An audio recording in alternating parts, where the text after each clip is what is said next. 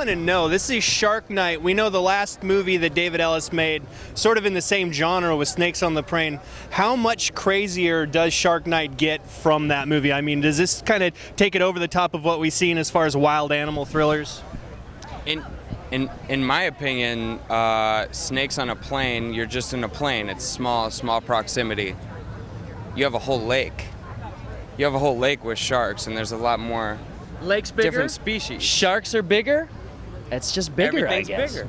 Everything's bigger. Now, who brought these sharks to this lake? Because it doesn't necessarily make sense that there's, saltwater sharks in a freshwater lake, but maybe it's a saltwater lake. I don't know.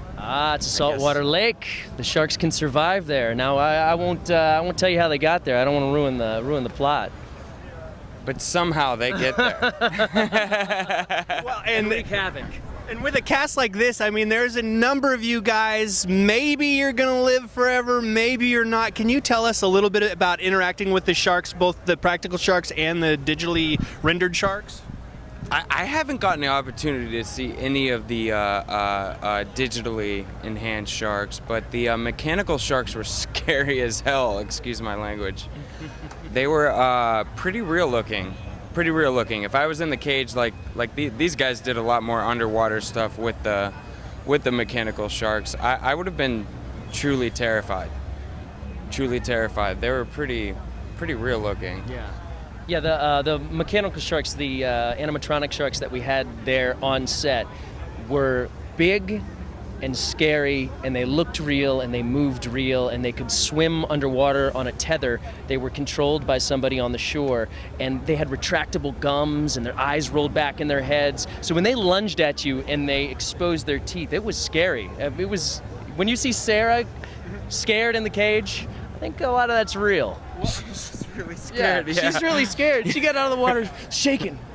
Well, I was going to say, that would have to just add an element of realism for you guys, where you don't necessarily have to act anymore. You're kind of in the moment. It's almost like a real documentary we're watching, if you want to take it that far. That's always a real treat.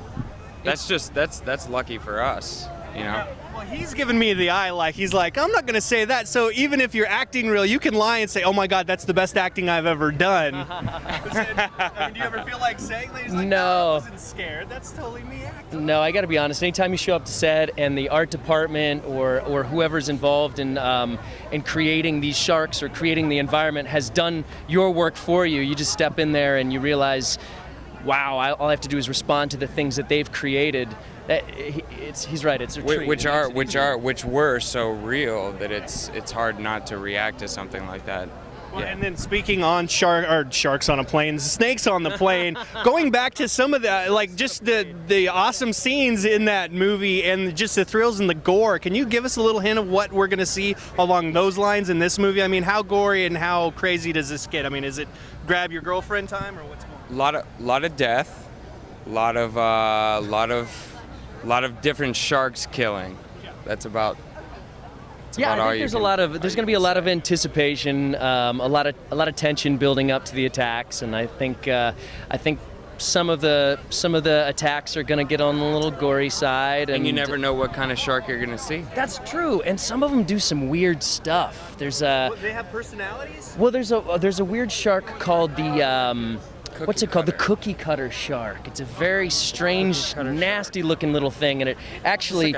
It's like a tube. It's like a cigar-sized shark, and it will eat you like that and twist and pull out a section of your skin. It's pretty nasty. Like a cookie cutter. Pretty nasty. Now, I was watching the trailer over here, and I saw a little dog looks just like my dog.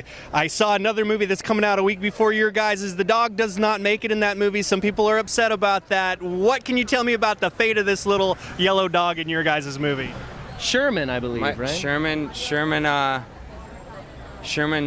I believe, survives. But really? You never know. You look like you're lying.